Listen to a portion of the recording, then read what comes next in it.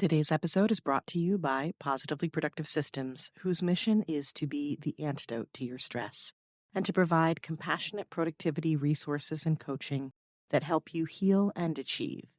Be sure to check out both free and paid resources at positivelyproductive.com/resources. There is a phrase I learned in art school many years ago from the design department where they had this big quote on the wall that said, "It's good design. People don't notice it. But if it's bad design, they're going to notice." And I think that having a good client experience versus maybe a not so good one, like people are going to notice when they're having a bad time. But if they're having a good time, the only thing they're going to notice is that they're working with like a premium provider. They're like, wow, this person is professional and I'm professional and I'm good at my job. And so that's going to make them feel like it's going to give them that more positive experience.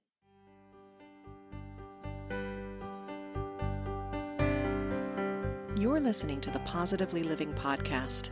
I'm your host, Lisa Zawrotny, founder of Positively Productive Systems and a coach certified in time and stress management, helping clients make space for what matters most in their lives. Join me each episode and we'll talk about decluttering, stress management, habits, personalized productivity, gratitude, and so much more. I understand the overwhelm of life because I'm a wife, mom to kids and cats, and a former caregiver. I'm here to help you choose what's right for you so you can do less, live more, and breathe easier. Sound good? Let's get to it.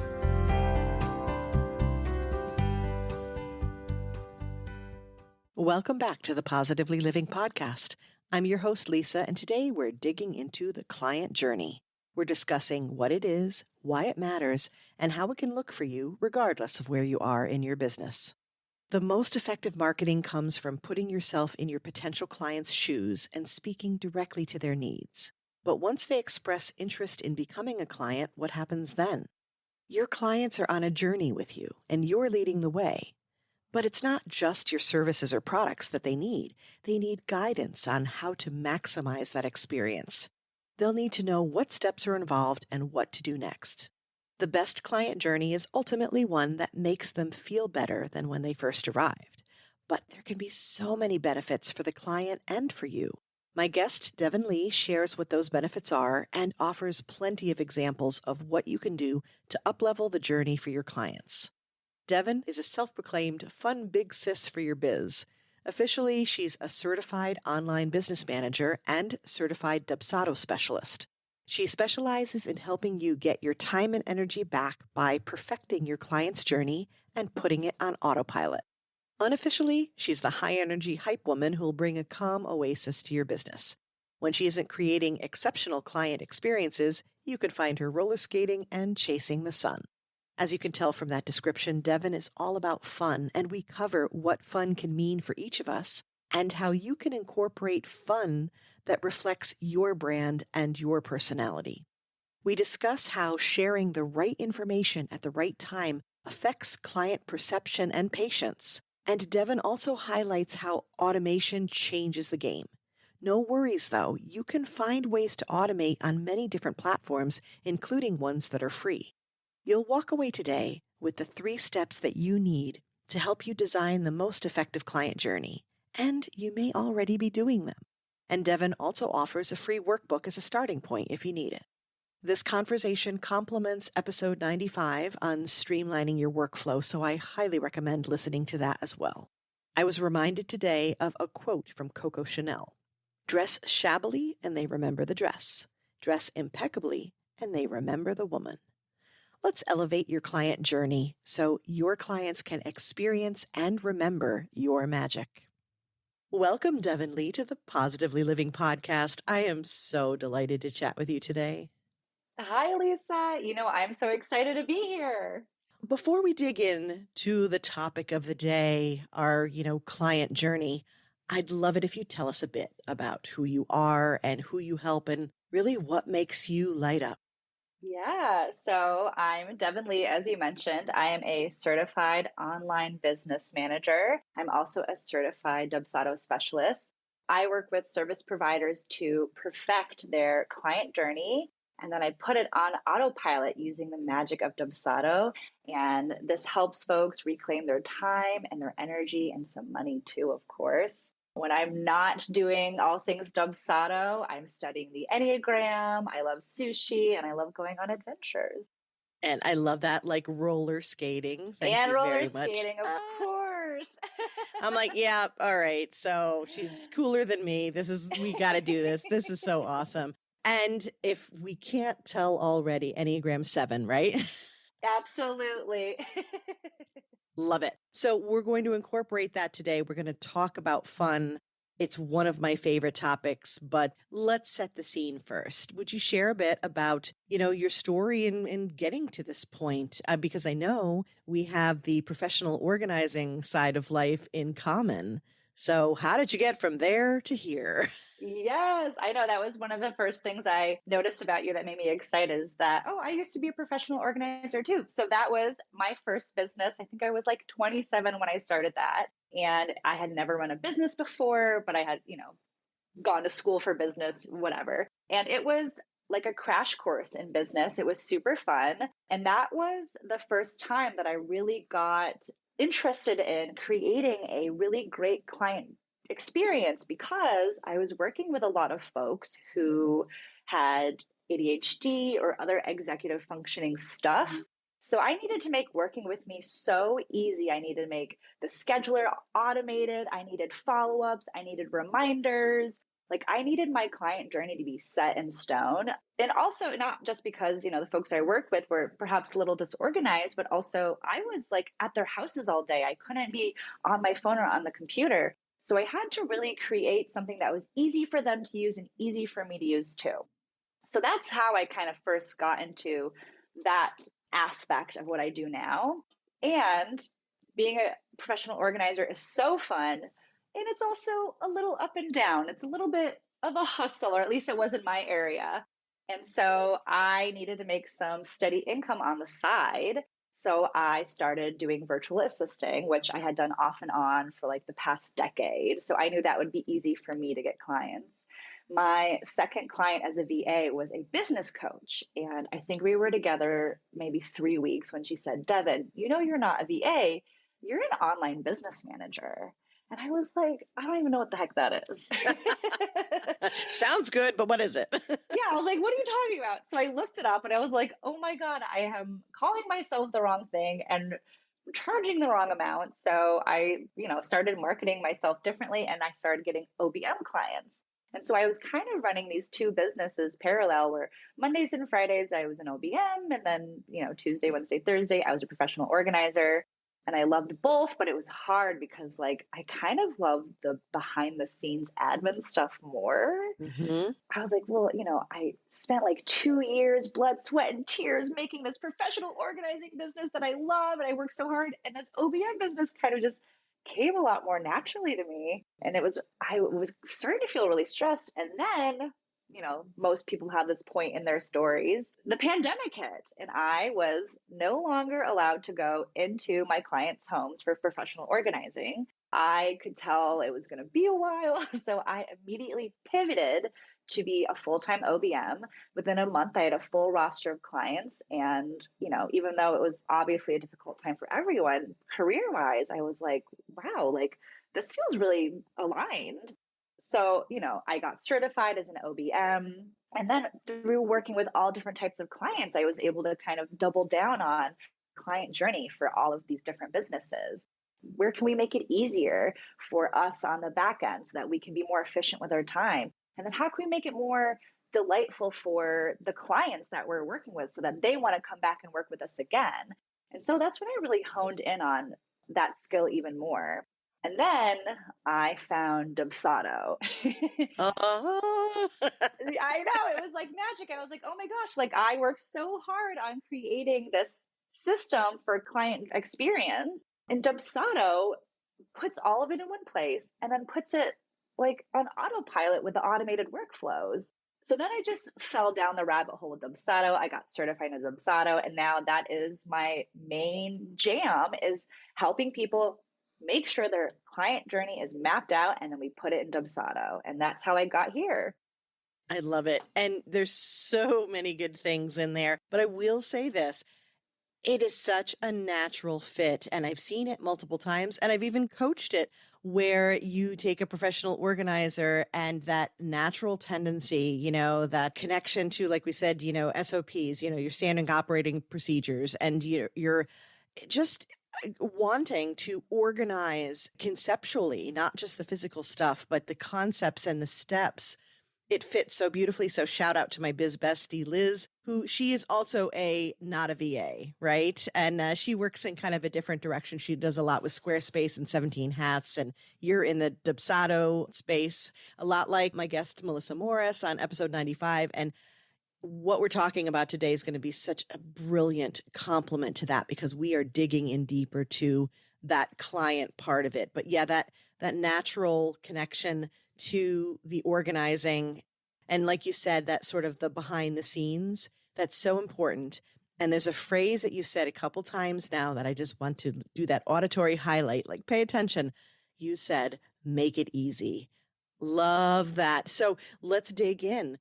What is the client journey and why is it important? And then we can talk about what we need to do with it. Yes. Okay. So I consider the part of the client journey that I work with is the moment that someone comes to you saying, hey, I'm interested in working with you. That might be they are referred to you by someone or they email you from your website, whatever that is. Mm-hmm. That's where I consider it to start. And then it ends at offboarding when they say goodbye. And then you have some follow-up. Got it. So at this point, I love to tell the story of High Five Nail Salon, which I think is just an example of a client journey like I had never experienced before. So shout out High Five Nails. They're in somewhere in the Bay Area. I think they just moved. So my best friend used to live in San Francisco and she used to live above High Five Nail Salon. And she was like, oh my God, it's so cute. I know the owner, you should go there. So let me start by saying the manicures that they offer, or they did at the time that I was there, was like a basic manicure. Like they didn't offer any gels or decorations or anything like that. I think they had like 20 colors, super basic. Like it took an average amount of time. They did a clean job. And yet I left that nail salon. I felt so cute. I told everyone about it because the experience they gave me was so unlike anything I had ever experienced. And so I'll start with when I looked at their website and their social medias, their branding was super cohesive and it matched the inside of the store. So already I'm like, okay, they're cute. And then they had all the information that I needed. When booking, it was super easy to schedule myself. As soon as I scheduled myself, I got automated emails that prepared me for my visit. I got an automated email from the owner saying, hey, it's your first time. Do you have any questions? Like they were thought about it ahead of time. And before I even walked in the door, I was like, oh my God, like they are thinking of me and they want me to have the best time. When I got there, the person who checked me in came over to check on me and had conversation with me, made me feel really special. I felt really cute. And then as I left, she was like, hey, I have like this goodie bag for you. And the goodie bag was super cute, super branded. It had their name all over it. And it was stuff that was really useful for me. And they partnered with Topo Chico. So they like gave me a bunch of Topo Chico drinks. So I left with a manicure feeling really good about myself and with like all this bonus stuff that I have never received from a nail salon before. And then I had follow-up emails saying, hey, here's how to take care of your manicure after you leave.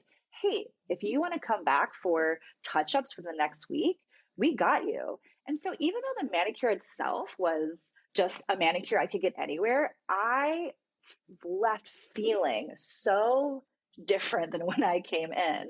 And I was like, wow, how do I give that experience to every single one of my clients? And how do I give that experience to my clients' clients?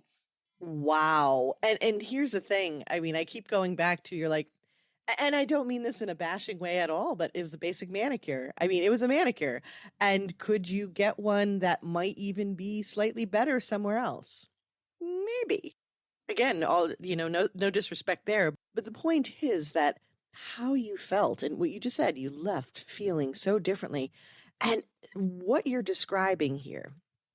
Okay, first of all, let's go back to the make it easy. Okay, this has come up, 3-4 times now? Yes. Why is this important? Because Confused people don't buy because when it's complicated, well, I know myself. I mean, even if I am dedicated to doing something, if it's complicated, my brain is like, "Yeah, I don't know. Maybe later, Lisa. I don't know." Yeah, like, right? Yeah, people will dip out so easy. One of the examples I think of is now that I own a home, I'm working with a lot more contractors, and some of them send me an invoice that's a PDF, and I have to like call them to pay over the phone, or God forbid, I have to like, No, yes. not the phone call. And I'm like, I'm busy, or I have to mail them a check. I don't have checks. I'm a millennial. And all I can think is, why are you making it so hard for me to pay you? I want to give you money. You just made me snort laugh. I mean, I felt that to my core, and I'm not even joking. I think it was about a month ago. I had to pay someone, and it was quite overdue. It's a very long story. I'm not getting into it. But the point is that I wanted to get them the money that they needed. But it was legitimately that same scenario where it was like, we're not even sending you, an invoice online and you need to send a check. And I'm like, what? What do I do with this information? And then it was a whole thing where we had to be like, okay, so we're going to make some bank transfers and do a bank check and then send it. And I was like, you're not getting your money sooner. So it makes it tougher for them. And then that's frustrating, right? Because you want to do the thing, you want to pay the bill, you want to whatever. So it's frustrating on their part. And then on your part, you're not getting your money as Yeah, fast as a result, right? So that's the lose-lose. So switching it around and making it easier is the win-win. absolutely. And when you give someone a good experience where you make it easy, they're going to come back and then they're going to tell their friends to come to you. Yeah.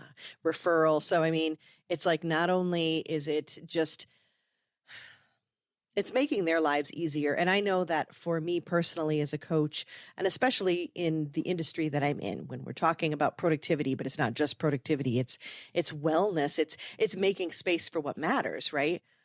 My entire mission is to be like the antidote to your stress. So working with me, that's not supposed to be difficult. That's supposed to be the easiest part of all this. How do we make it easy? So honestly, I think that's like one of the biggest takeaways right there. If you only walk away today listening to Devin and saying, how can I make it easier for if you just ask that question alone, boom, huge. But I know you have more to share with us. So making it easy. There's so many other details in this high five nail salon example. Where do you want to take us in terms of why this matters, what impact it's going to have for both the client and you, and what else we should be paying attention to? Well, let's see. I mean, I think I also want to touch on one of the things that High Five Nail Salon did Mm-hmm. that I am all about, obviously, is automation. So, for example, when someone's working with me, as soon as they sign the contract and pay the invoice, they automatically get an email that's automated. That is this beautiful onboarding welcome email that makes them feel excited to work with me, gives them all the information they need, and then has a link to the questionnaire, the pre-work questionnaire that they need to fill out with me. So I don't need to be there. This is happening behind the scenes. It's maybe even happening while I'm sleeping. So it's easy for me and it's easy for the client because they immediately get what they need as soon as it's done, as soon as they're done with the previous step. Once they're finished with that questionnaire, they immediately get a link to the scheduler. Again, it's easy for me. I'm not even there. They can schedule themselves, and it is so easy for them to schedule themselves. And it all is happening on autopilot. So the more things you can put on autopilot, it's easier for you. And then your client is getting what they need as soon as they need it. And it looks professional. Yeah. And that no waiting thing, whether we like it or not, we are in such an instant gratification age, right? So it's like if I don't get a confirmation email in like minutes of something that I've done, I'm wondering what's wrong. And it's not that I'm not Yes. trying to be patient about it. It's just there's that expectation that has been set. So the more that we're able to do that, and I think this actually goes back to the idea of what the client is thinking in the moment or what they might be questioning.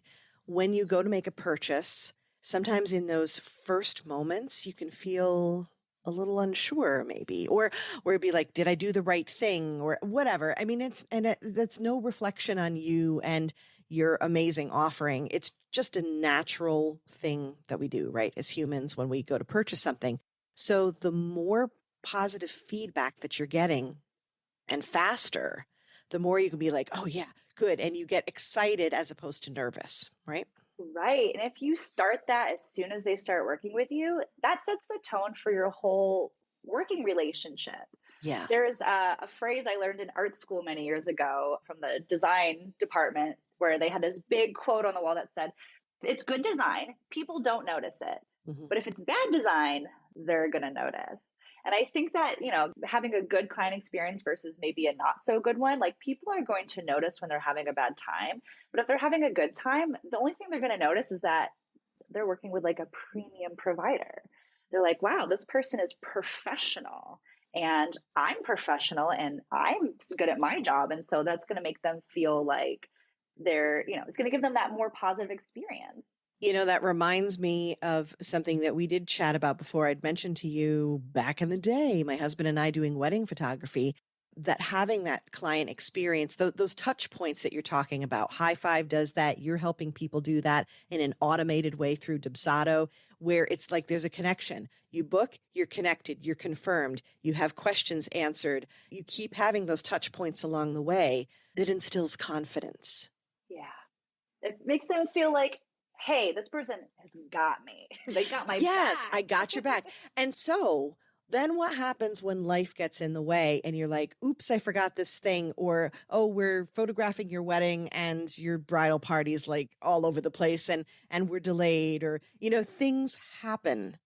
But when they feel confident, when that trust is built, they're willing to overlook it more. Whereas if they felt nervous already, they're going to look toward you. So I guess it's like anything else. There's more communication, there's more trust, and it makes it so much easier to surf the inevitable waves and the bumps that can happen when you feel that confidence and that trust and you've built that relationship so strongly. Absolutely. Yeah. Because, like you said, like things are going to happen, it's inevitable. And when they do happen, if you provided this really professional, high level experience for your clients, they're going to say, oh, well, this is an exception, not the rule. Exactly. So yeah, making it easy, having that automation, the fact that, that good experience, it's like they won't notice it. This reminds me, there's a couple of sort of phrases or quotes that are somewhere deep in the back of my mind where I'm like, I'm not quite sure where they came from, but I feel like one of them might be Coco Chanel related. It's like if you dress impeccably, they notice the woman, but if you don't, they notice the dress or something like that. It right. I Ooh. think it's something like that. I got to go look that up now. And then that same idea, like when I used to help people with their resumes or things like that, it's like, this is where you do want to put in the effort to make it pristine and seamless, because then they're paying attention to the message and not the mess. Yes, absolutely. And that's what you want. That's what you're highlighting. Okay. One of the questions that I had, I am so pro fun, Abby, and you are as well. So let's talk about surprise and delight and fun in terms of the client journey. And also, if I may, challenge you to help us understand where that has a place, especially if what we're doing is something serious. Right. Well, I always say, so obviously, I think people know by now, the branding of my business is Yeah. super fun. Yeah. So I'm going to say a lot of things that are fun, fun, fun, and you can, apply it to your business and your own brand and your own tone. But while I'm going through a client journey, at least for myself, in addition to asking, how do I make this easier? I always think, how do I make this like a little bit more fun? My number one fun thing to do is to add like GIFs and emojis. My onboarding welcome email, I am so proud of this because, I have this whole email with all this information. There's a couple GIFs, and at the very end, right before I, give them the link to get started on the next steps, there is a GIF of Beyonce from the Crazy in Love video. The point where she turns around and she goes, "You ready?" And I think most people I work with are Beyonce fans. They should be. They hear Beyonce in their mind. Beyonce knows asking them, "Are you ready to start working with Devin Lee?" And my hope is that they read that and they are pumped. So that's why I love having little gifts and little unique things like that, little emojis. If that's not your brand, you can still use your brand colors when you're writing content and writing emails. You can still, think about, I have one client who her brand voice is more subdued, but very, very loving. And so Mm-hmm. she has like like a brand voice guide where it's like, we always say these kind words and how do we add extra kindness to all of our emails? Like, think about what you can do. In addition, you can add in fun bonuses like High Five Nails had this bonus goodie bag. I know a lot of business owners who are online business owners who are doing things like private podcasts, or they might have a bonus video. So what bonus material can you give to a client who's working with you that is low lift for you and will add a little value to them? Exactly. So fun isn't always just being goofy. And I do like you use the word delight, right? That too. It's just one of those things where you're like, oh, isn't that lovely? Isn't that nice? Isn't that kind? Isn't that hysterical? I use the hyperbole and a half. If I don't know if you're familiar with her Yes, sketching and the she's whole so let's do this. funny. Oh my God, just shout out to her. I'll put a link to her website. She's amazing. Just talking about like the human plight in the most hysterical way. And that is like my mantra when it's like the let's do this, that's what I love to share. So, yes, it can be goofy. And you and I are definitely on the same page when it comes to that. But it is on brand. Like for me, the reason behind that, going back to my mission, is that a big part of what I do is stress management. So we need the laugh and we need the humor that comes with like, it shakes us out of the stress response that we're in and allows us to Yeah. reset. So that's why it makes sense for me. But I like what you're saying that bonuses and gifts and just like, just extra ways that you can support and nurture can also be fun. It's just not necessarily all goofy. Yeah. And, to kind of tie together a few things we've been talking about, one of the reasons I love having, let's say, all my emails in a workflow automated, there's this myth that if your emails to a client are automated, it'll be like cold and robotic. But I find the opposite, where if I don't have to rewrite the same email all the time because my stuff is automated, then I can sit down and really write a super heartfelt welcome to working with me, or a super heartfelt thank you so much for working with me. And, maybe I'll tweak it before it goes out to make it a little bit more personal for that person. But the main message is there, and I can really write like a beautiful email that goes to everyone. I love that you mentioned that. And that is definitely something that we talked about with Melissa Morris. There's always this fear and it bears repeating. So listen again that the like high tech doesn't necessarily mean that it's not high touch. It Yeah. gives you the space to be high touch. When you have all of these other things automated too, then you have the space to be able to reach out and send a private message, quick DM, something. You create that space to be able to do those things. And those are other ways to incorporate the fun and the delight and surprise.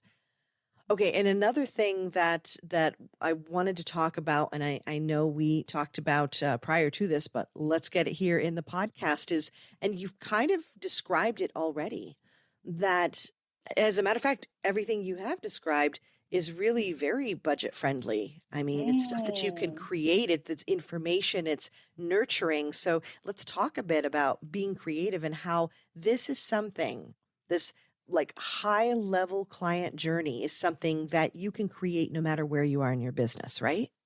Absolutely. Yeah. I mean, I'm a Dubsado specialist, so I'm biased. I'm always going to recommend Dubsado, but not Sure. everyone is ready for Dubsado. Maybe you're just not there yet, or maybe you're still figuring things out. That's okay. So I'll tell you what I did before I discovered Dubsado. The first thing I always recommend is to document, document, document. Like, write it out so that you are super clear. And if you have any form of a team and like a VA, that there's no question this is the protocol.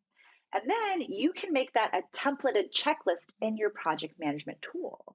so that, even though you don't have a CRM kind of moving things along, you can have it in your PM tool, and then you can have in the notes links to whatever you need or any extra information. You can get super detailed. So you can still have that 1, 2, 3 step, even though it's not automated. You can add due dates that pop up at a certain time.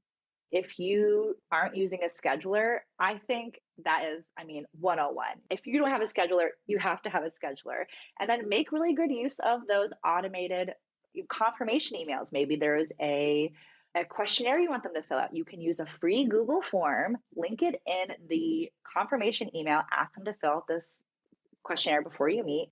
And then you can set follow-up emails as soon as the appointment's done. You can thank them for meeting with you. So you can use all the automations in a scheduler that way. That's great. But I will add this is that Acuity is a great example, and there's forms built right in. They're brilliant. That's right. Right? So, again, everything you're talking about is set it up, have it as a list. It could be a basic checklist, and then keep building upon it. And then all this work that you're doing will set you up brilliantly to connect to Dubsado when you're ready. Absolutely. Yeah.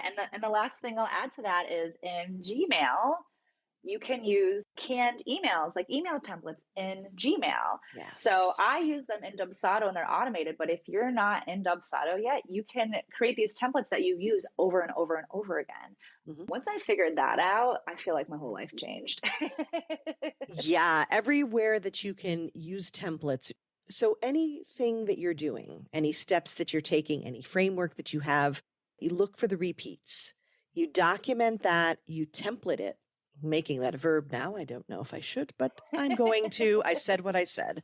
So, document that and you have a template ready to go. So you're not reinventing it and that you're good to go. The other side of it, in terms of wherever you are in the business, whatever gift you have in mind, there's so many different ways that you can do it that doesn't necessarily cost anything. I love the bonus, like private podcast idea. I do customized recordings, meditation recordings for my clients. And the idea that you said that maybe there's an instructional video or some kind of like bonus information, you record that once and then you keep giving it out. And I do actually have an example of that. Those are all ways that just take a little bit of time on the front end and then you keep offering it. But, for them in that moment, it's gold. Yeah. It's a nice surprise, Yeah, exactly. It's like, here's what you were expecting. I'm paying you for the service. I'm figuring out when we're going to meet, what we're going to be doing, what's happening.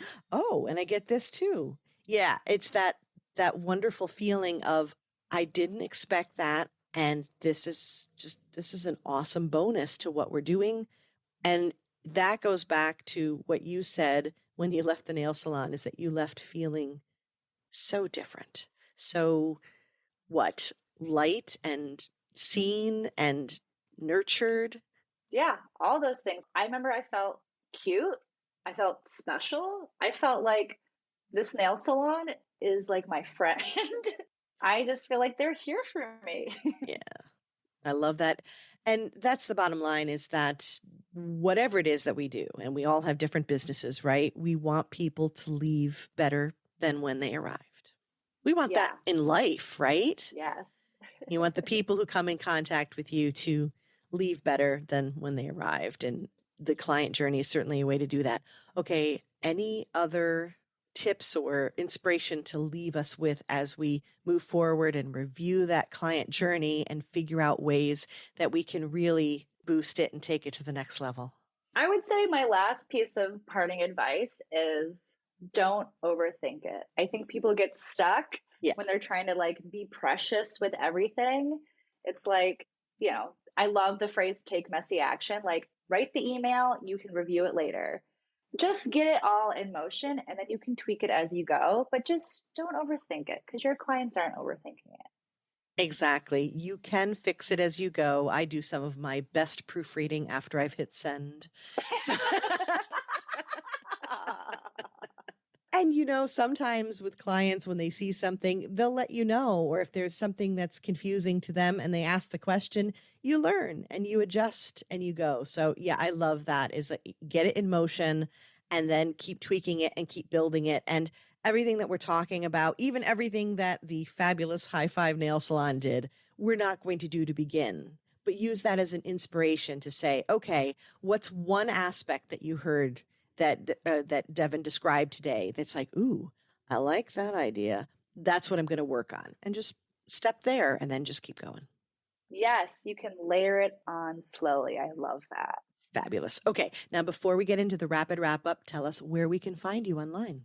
Yes, you can visit my website, Devin Lee, DevinLee.com, to see all my current offers. I also hang out on Instagram. My handle is at Devin Lee OBM. I make fun reels all the time, so you can DM me and say hi there. Oh, that's awesome. And I follow her. So come play with us on Instagram. And I know that you also have a client journey. Is it like a workbook or Yes. that you'll be able to find on your website? Yes. Yes, Elevated Client Journey Workbook, which, on my Instagram and my link tree or on my website, where if you are wanting to document your client journey, but you don't know where to start, this workbook gives you literally all the info you need. Love that. Okay, that's a great place to start. All right, now, rapid wrap-up time. Please fill in the blanks for me. A song that lifts my spirits, makes me dance is? Honestly, Friday by Rebecca Black. I love that. I was like, are you going to mention Beyonce? I don't know. Let's see where we go with Well, Beyonce is implied, of course. No, I love it. It's got to be whatever just comes to your mind first. Friday. You got it. All right. How about a quote or a mantra that, inspires me that I love to share? Super cliche, but life starts at the edge of your comfort zone. Works for me. All right. Now, how about a resource? It could be a book, an app, other than Dubsado, that makes my life easier. One of my favorite books that I always go back to that helped me when I first started my business and in my life is Essentialism. I think the author is Greg McKeown. I might be wrong. You're right. It's McKeown. And yes, it's on my bookshelf, and it's a fabulous one. And it is actually on my resource page on the positivelyproductive.com website. Go to /resource. I think it's resource or resources. My apologies, but you can click on the link to the resources page, and it's on there. One of my all-time favorites. Excellent recommendation, because it's about doing less but better, right? Yes, we are so on the same page, Lisa. We are. I just love it and love you. Okay, now last but definitely not least, what are you grateful for today, Devin? Oh my gosh. Well, I am in Florida right now, and I am grateful for the weather. I want to wear shorts and a tank top every day. And so I am grateful for that. Yes, that's a good thing to be grateful for. Well, I am grateful for you. So I want to thank you, Devin, for shining your light so brightly in this world and for sharing it with us today. Thank you, Lisa. I've had such a good time. I always do when we chat.